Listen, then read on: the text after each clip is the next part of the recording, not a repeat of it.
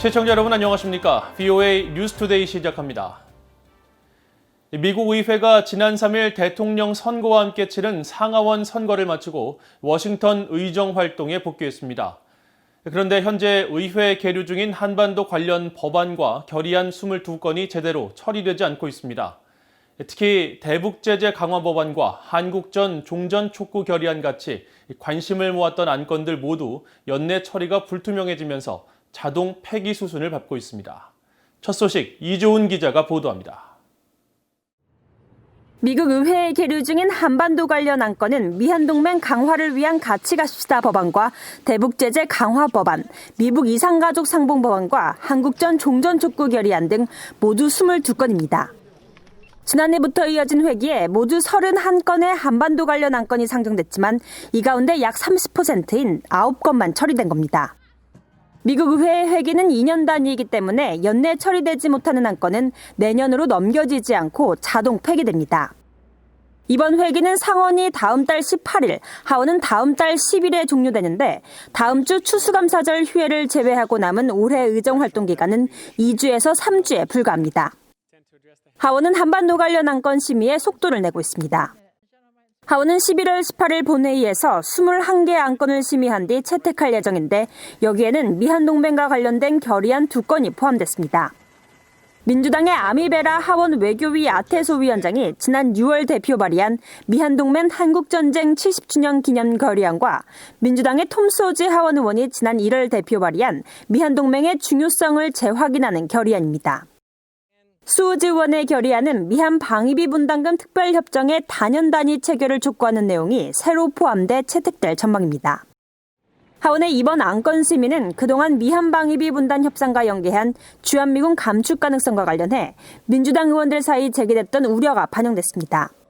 I am worried based on previous comments from the administration and the negotiation that has gone over how much South Korea should pay for our presence there. I am worried about that fraying a very important alliance, as I said earlier. 하지만 나머지 20건의 안건들은 연내 처리 여부가 불투명합니다. 민주당의 로칸나 하원 의원이 지난해 초 상정한 한국전 종전 촉구 결의안은 현재까지 진보 코커스 소속 의원들을 중심으로 51명의 지지를 받았지만 상임위조차 넘지 못하고 가장 오래 계류된 한반도 관련 안건입니다. 민주당 내 중도 성향의 의원들은 물론 공화당까지 초당적 지지를 이끌기에 한계가 있다는 지적을 받아왔습니다. 공화당의 코리 가드너 상원 외교위 동아태소 위원장이 지난 회기에 이어 상정한 초당적 대북 제재 강화 법안인 리드 액트는 지난해 말 제정된 원비원법에 이어 의회의 추가 대북 제재법이 될지 주목됐지만 소관 상임위인 외교위에 장기 계류되고 있습니다. 이 밖에 미한동맹 강화를 위한 상하원 동반의 같이 갑시다 법안과 대북 인도 지원 강화 법안, 하원의 푸에볼로 반환 촉구 결의안과 북한 수용소철 폐촉구 결의안, 상원의 미국 이산가족 법안 등이 소관 상임위에 계류 중입니다. 올해 미국 정치권에 관심이 11월 3일 선거에 쏠린 데다 신종 코로나 바이러스로 인한 비상사태, 그리고 미북 협상 교착 상황 등의 영향으로 한반도 관련 안건은 의회의 우선순위에서 밀린 것으로 파악됩니다. VOA 뉴스 이조은입니다. 스페인 주재 북한 대사관을 습격한 반북단체 자유조선 측 관계자가 사건 당시 배후에 미국이나 북한이 있을 수 있다면서 관련 증거를 요구하고 나섰습니다. 자유조선은 피살된 북한 김정은 국무위원장의 이복형 김정남의 아들 김한솔을 구출시킨 단체로도 잘 알려져 있는데 현재 김한솔은 미국 중앙정보국 CIA의 보호를 받고 있다는 주장도 제기됐습니다. 함지하 기자가 보도합니다. 지난해 2월 스페인 주재 북한 대사관을 습격한 혐의로 체포된 크리스토퍼 안 씨의 변호인은 지난달 법원에 검찰의 협조를 요청하는 문건을 제출했습니다. 안 씨의 변호를 위해 미국 검찰이 몇 가지 증거를 제공해야 한다는 건데 여기에는 북한인들도 당시 습격 사건에 동의했다는 점과 또 미국 정부가 암묵적이든 혹은 명시적이든 자유조선의 사건을 승인했다는 사실 등을 뒷받침하는 내용이 포함돼야 한다는 겁니다. 이 같은 주장은 당시 반북단체 자유조선의 습격 사건에 미국 정부와 심지어 북한 측 누군가의 승인이나 동의 과정 등이 있었다는 겁니다. 이런 주장에 대해 미국 검찰은 곧바로 반박 서류를 내고 그와 같은 증거를 갖고 있지 않다고 밝혔습니다. 며칠 후 재판부도 결정문을 통해 변호인이 요구한 증거 항목 10개 중 1개에 대해서만 공개를 허가한다고 밝혔습니다. 이 한 건은 미국 수사당국이 확보한 북한 당국자들 간의 교신에 대한 것으로 여기에는 자유조선의 습격 사건이 강제적인 침입이 아니었거나 북한 대사관 측 목격자들이 말을 바꿔야 한다는 내용 등이 포함될 수 있다는 것이었습니다. 자유조선은 최근 조성길 전 이탈리아 주재 북한 대사 대리의 탈북을 도운 것으로도 알려져 있습니다. 또 김정은 국무위원장의 조카이자 화학물질로 살해된 김 위원장의 이복형, 김정남의 아들 김한솔을 구출해 신변 보호를 한 단체로도 알려져 있습니다. 김한솔은 지난 2017년 김정남 살해 사건 약 3주 뒤 유튜브 영상에 등장해 자유조선을 이끄는 에이드리언 홍창 씨 등에게 감사 인사를 전한 바 있습니다. My father has been killed a few days ago. I'm currently with my mother and my sister, and we're very grateful to Adrian for his help. 이런 가운데 한국계 미국인 작가 수키 킴 씨는 16일 미국의 주간지 뉴요커에 기고한 글에서 김한솔과 가족들이 현재 미 중앙정보국 CIA의 보호를 받고 있다고 주장했습니다. 김 씨는 이 글에서 김정남 살해 사건 당시 마카오에 거주하던 김한솔이 에이드리언 홍창 씨에게 연락을 취해 도움을 요청했고 이후 홍창 씨는 한 개 나라로부터 김한솔 가족의 피신을 허락받았다고 설명했습니다. 또 김한솔과 가족들이 다음날 CIA 요원에게 인계됐고 이후 네덜란드로 향한 사실이 확인됐다고 주장했습니다. 김 씨는 복수의 소식통을 인용해 CIA가 김한솔과 그의 가족을 어디론가 데려갔지만 그것이 네덜란드인지 혹은 다른 나라인지는 불분명하다고 밝혀 관련 내용들에 대한 사실 여부가 주목받고 있습니다. BOE 뉴스 함지아입니다. 미국 해군이 최첨단 이지스 구축함에서 대륙간 탄도미사일 ICBM을 요격하는 시험에 성공했다고 미국 국방부가 밝혔습니다. 미국 국방부 산하 미사일 방어청은 16일 보도자료를 통해 이날 오후 7시 50분쯤 하와이 인근 이지스급 구축함에서 태평양 마셜 군도로부터 발사된 가상의 대륙간 탄도미사일 ICBM을 요격하는 데 성공했다고 밝혔습니다. 또 ICBM 요격에는 미국과 일본 회사가 공동 개발한 고고도 해상 요격 미사일 SM-3 블록 2A가 사용됐으며 미사일이 태평양 상공 대기권 밖에서 격추됐다고 설명했습니다.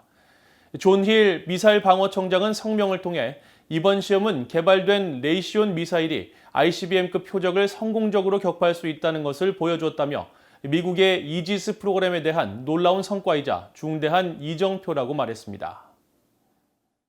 유엔 안보리가 정한 연간 정제유 대북 수출량 50만 배럴 제한 이행 방안과 관련해 중국과 러시아가 정제유 전환율 합의를 지연시켜 제재 이행에 차질을 빚게 만들고 있다고 유엔 주재 독일 대사가 밝혔습니다. 크리스토퍼 호이스겐 유엔 주재 독일 대사는 17일 유엔 안보리 회의 직후 기자회견을 통해 북한 핵실험에 대응해 대북 정제유 수출량을 연간 50만 배럴로 정한 대북 제재가 효력을 발휘하기 위해서는 결의한 내용을 준수해야 한다면서 여기에는 제재위원회의 수출 내역을 배럴 단위로 보고해야 하는 의무도 포함된다고 지적했습니다.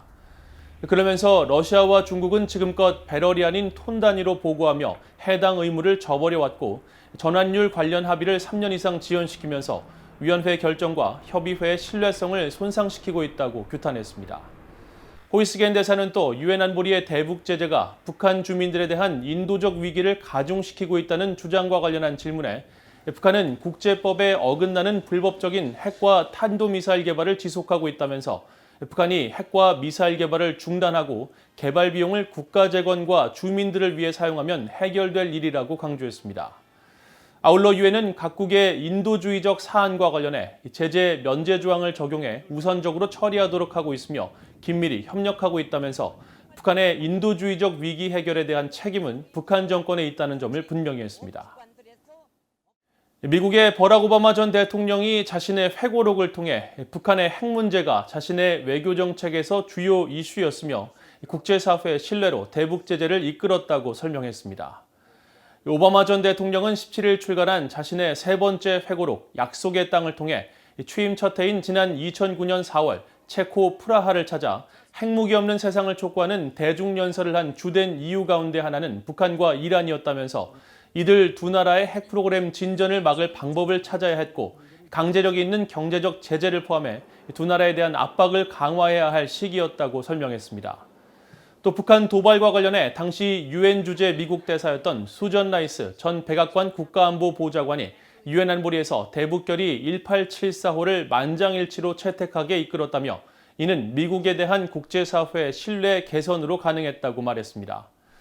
오바마 전 대통령은 앞서 상원의원 시절인 2006년 첫 번째 자서전으로 아버지에게 받은 꿈들을 펴낸 바 있으며 44대 대통령 선거 출마해인 2008년에는 두 번째 자서전 담대한 희망을 출간했습니다. 미국 차기 행정부가 강화된 대북 제재와 압박 정책을 이행하기 위해서는 중국의 역할이 핵심적이라며 이를 위해 북한과 금지된 거래를 지원한 중국 기업과 은행에 대한 제재를 가할 준비를 해야 한다는 지적이 나왔습니다. 미국 민간 연구기관인 애틀랜틱 카운슬은 16일 공개한 트럼프 행정부의 기록과 차기 행정부를 위한 재현이라는 제목의 보고서를 통해 차기 미국 행정부가 북한의 핵과 미사일 문제를 우선 해결해야 할 국가 문제로 설정했다면 대북 제재와 다른 형태의 압박을 다시 강화할 필요가 있다며 이같이 지적했습니다.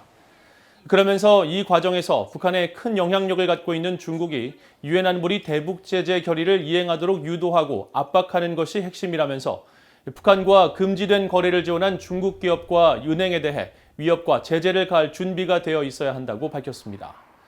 보고서는 그러나 중국의 주요 은행에 대한 전면적인 제재는 미국도 타격을 입힐 위험이 있다면서 중소규모의 중국 은행과 기업을 대상으로 제재를 부과할 수 있을 것이라고 설명했습니다.